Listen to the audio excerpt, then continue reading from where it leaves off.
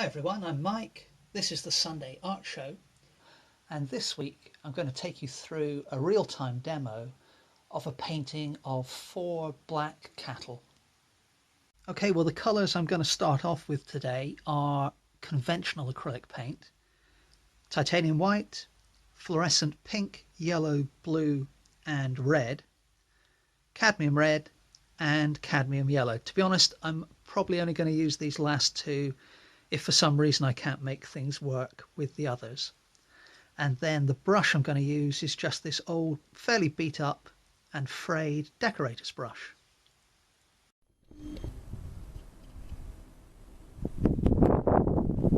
So here's my loose line drawing done with watercolor marker of 4 of the cattle.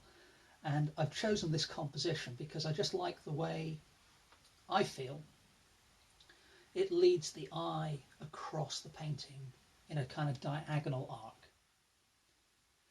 Now, my plan is not to replicate the scene exactly.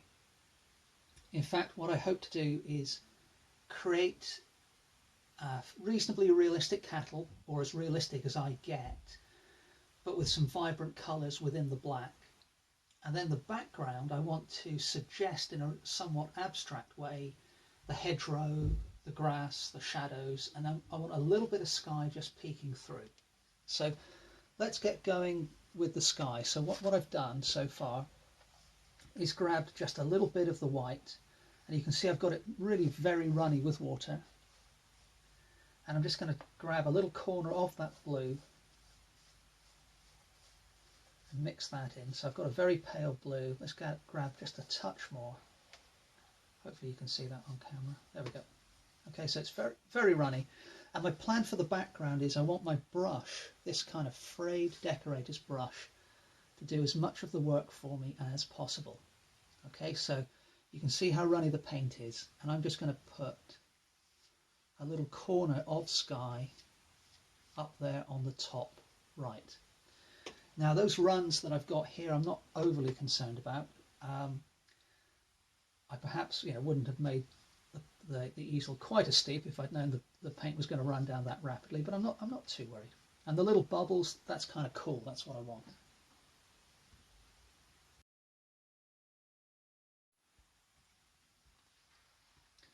Now into that watery mix of blue that I've still got left on my palette, I'm going to grab some of the fluorescent yellow. Let's get a bit more, and maybe even a little bit more. And that's going to give me a really pale green. Okay, so I'm just going to sweep this across the foreground to begin with. So let's start by putting a line straight across there, and I've done that to create kind of a little bit of a perspective line. But then I have to remember that this is, grass that I'm depicting. So let's roll the brush across the foreground here and into that perspective line. And then I'm going to tap the brush at different angles here. Some more twists of the brush. And you can see the watercolor marker is kind of beginning to mix in as well. And then we'll scumble down here in this bottom right corner.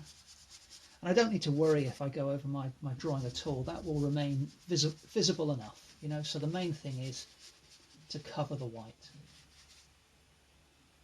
Let's get a little bit more yellow.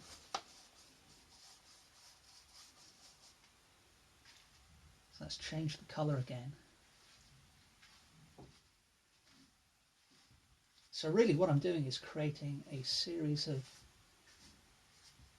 random marks, different textures, and subtle variations in color as I move across the foreground. Now for the background hedges, I want to change the color again a little bit. So let's keep this pale green we've got going.